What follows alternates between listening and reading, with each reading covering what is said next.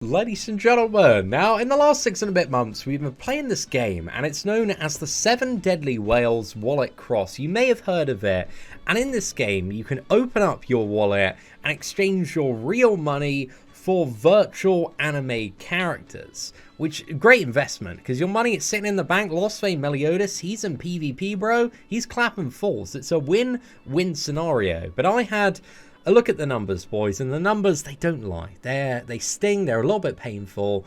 And in just over 6 months, we've spent 23,000 US dollars on this clown fiesta of a mobile video game, and it feels shameful, man. It feels really shameful to say out loud. But my god, lads, thank you all so much. That's what I want to say for all of the support on this channel. I made this channel to be a fun side hobby where I can just enjoy doing PvP, making some cool videos, and just having fun. Because I picked up this game earlier this year, man. I just fell in love with it. Like, it's so much fun to play. I love the team building, the strategy, the PvP. I think there are so many great moments, and I think, you know, they are moving forward so quickly with this game and so ambitiously as well. Global, maybe a little bit too fast in terms of the characters, but overall, I think this game has a really bright future. And it's just great. It's great to be involved in, man. I feel like the community of players playing this game is just growing. Like, the memes on Reddit are absolute fire, man. Like, I check those out every single morning. Like, people are grafting over there, and I feel like, just every single where I look, the community of people that are playing this game is just growing and growing. So I'm very fortunate to be in this position where, you know, I have a channel, but I also have a main channel that is providing me my basic income. But then on the 7 Deadly Sins channel, any money that I make, I just pump straight back into the game. It's like whenever that YouTube paycheck lands, I get the main one, you know, which goes into my house, my car, my girlfriend, my cat, my rabbits, you know, looking after my friends and family. And then I get my 7 Deadly Sins paycheck, which immediately goes on the Lost Fame Meliodas banner. And just whatever banner's knocking about, man. But yeah, since the launch of the game, we summoned quite deep on every single banner, I believe, aside from the green Lilia one.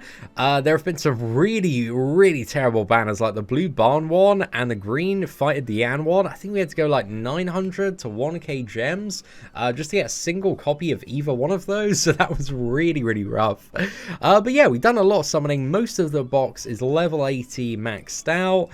However, I do have a few characters toward the bottom of it. I need some more awakening materials and also demon materials as well. But most of these characters I'm not really too fussed about for the time being, but at some point in the future. However, all my favorite characters, man, are really just knocking about the top. I like to use the the favorites thing to better manage the box now, because that's something I wasn't doing for the first few months.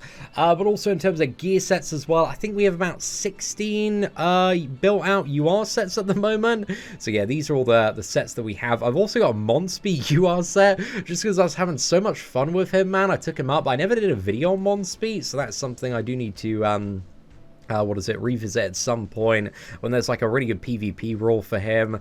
I was using him for a little bit in that last PvP week where we had like 50% increase to single target, and yeah, it was working out quite nicely there. But those are all the gear sets that we have currently. Again, one of the biggest flaws of my account at the moment, I would say, is that I don't have enough health sets in comparison to attack sets. I got so many really good attack sets, but overall, when it comes to my combat class, it could be a little bit higher in terms of the team if I had 8 of the right UR health sets built out there. But to be honest, man, I'm pretty happy with all my gear at the moment. One thing I do need to sort out as well is an attack set for Meliodas, and also I think we've got the Pierce Bracer already sorted and ready to go on Meliodas as well. So yeah, I haven't done like much playing in the last couple of weeks because the disaster event has been way too good. I've just been like farming gold and building out additional gear for the future. So I've got like all of this upgraded gear in my box that I haven't like rolled the additional stats on. But a lot of it that's been like fully upgraded to 5-star is very close to perfect in terms of the rolls as well. So this is just kind of prepping for future gear sets and not wasting overflow enhanced stones as well. So yeah, we just got a crazy amount of stuff actually that I've already fully upgraded, ready for the future. But yeah, on top of that, man, like the disaster event at the moment has actually been mad, boys. It is crazy. I've spent about, via this stage, I've had this one on literally like every day for the last 11 or so days, pretty much all day. I think we've had about a 23-hour uptime most days farming this one with Lost Vein Meliodas, Hauser, and also Red Escanor. We did a video on this Lost Vein Meliodas farming team. I think the day the event dropped, it was put together by one of my guildmates, but honestly, man, it is absolutely ridiculous there. And in terms of my purple stones, before the event started, I literally had none, and now we have a good stack of over 500 there. I think with the additional summons on the gear gacha and farming I've still got to do in the last couple of days and a bit, then yeah, I think we should get to about like 800 to 1,000 of those 5-star awakening stones, and then we're pretty much sorted for life there, because one of the things that I was still buying in terms of the shop, and I feel a little bit dirty saying this now, man, especially with how good this event was, but there were so many times when I was building up the account where I'd buy like the bundle of 20 5-star awakening stones for this price, man. Oh god, like looking back now, it feels so dirty and so terrible, because I must have spent like, oh gosh, probably about $1,000 on that in total. But yeah, what an absolute waste in hindsight. Probably the thing I buy the most overall when it comes to sorting out gear is this package of 30 hammers and also 500 anvils as well, just because it has like, what is it, 6 times the amount of hammers in comparison to the one half the price, and hammers are kind of the big thing in order to get like fully perfect gear. So yeah, it's crazy expensive. But also via this gear gacha event as well, with a rate up, like it's so good on the equipment draw. Yeah, from doing about 300 million gold on this, I think we got about 300 hammers, man, so that was really good to get. But yeah, dude, the combination of events has just been absolutely amazing over the last couple of weeks. There's just been so much stuff to really take the account to a bit of a crazy level, but also to do like that much farming. We have consumed about 2,000 stamina pots. Again, it's been really intensive.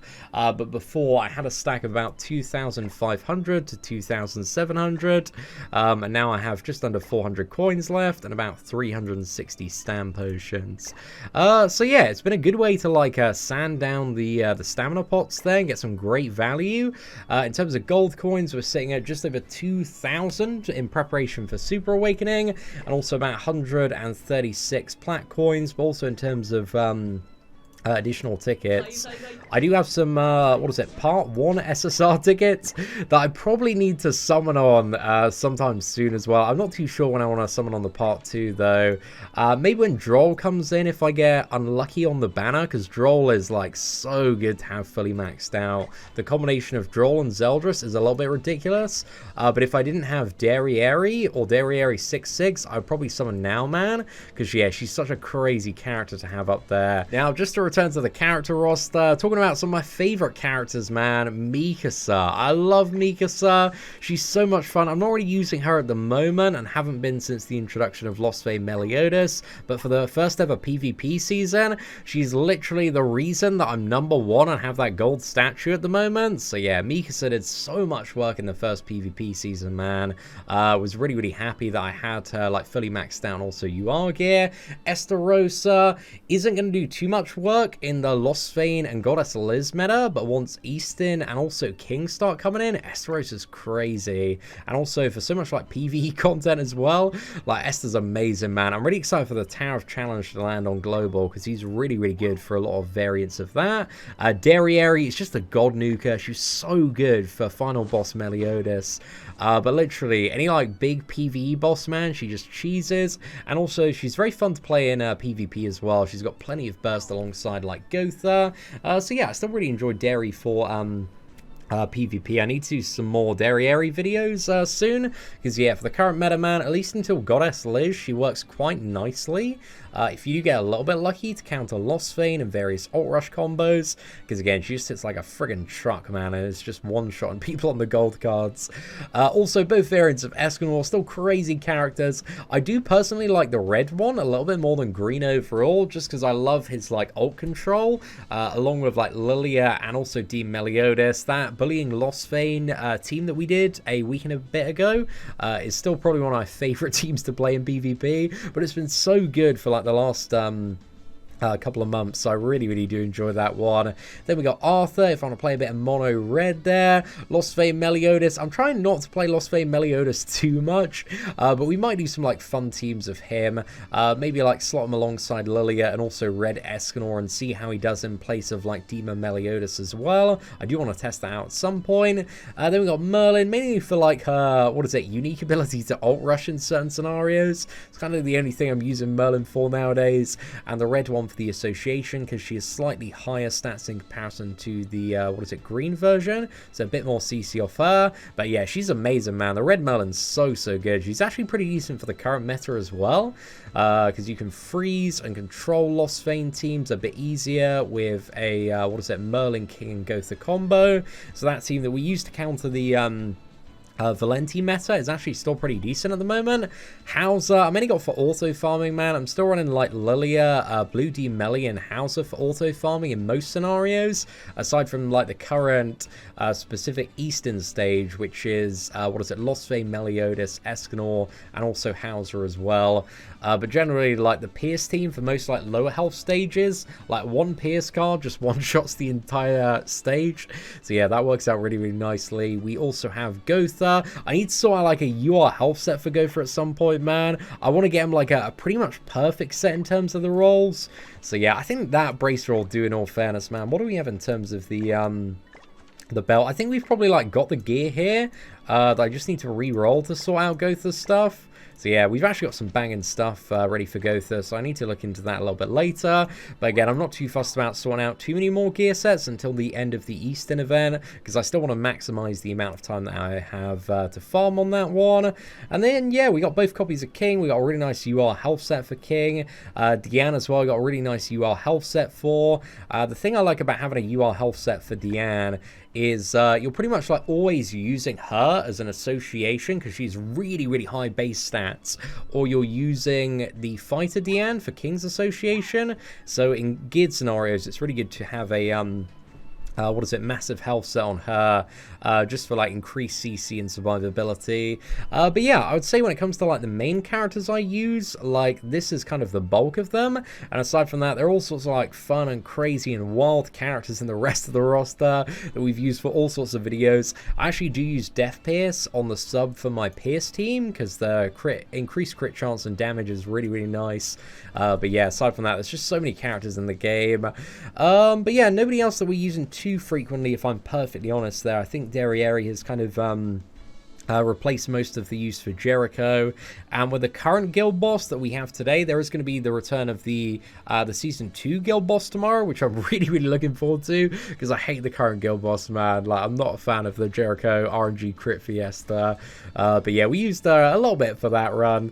And yeah, aside from that, I don't think there's anybody else that we use too regularly. But yeah, that's pretty much it for the account and roster tour there, ladies and gentlemen. When it comes to most characters, again, we got pretty much everybody aside from some of the newer, less hyped characters like Mono, for example, 6-6.